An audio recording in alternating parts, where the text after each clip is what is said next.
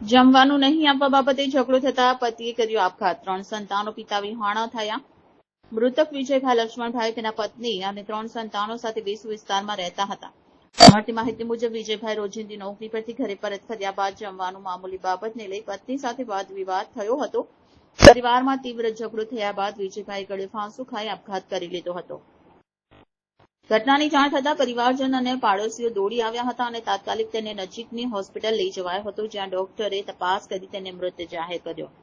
વિજયભાઈ 3 નાના સંતાનોના પિતા હતા। તેમના આકસ્મિક નિધનથી પરિવાર તૂટી પડ્યું છે અને સંતાનો પિતાની છાયા વિહોણા બની ગયા છે।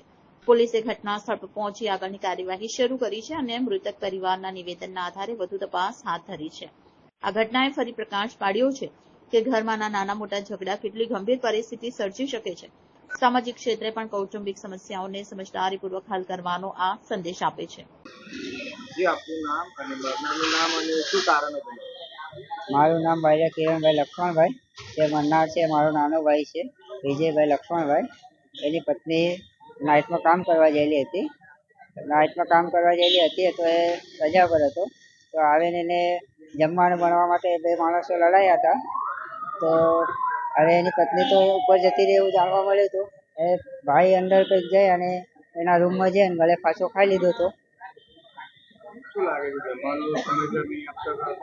હા, એની ઉંમર છે 25 વર્ષ અને લગ્ન થયા હતા 2018માં। આશરે 7 વર્ષ જેવા લગ્નના થયા છે। પરિવારમાં એની 2 છોકરીઓ છે અને 1 છોકરો છે।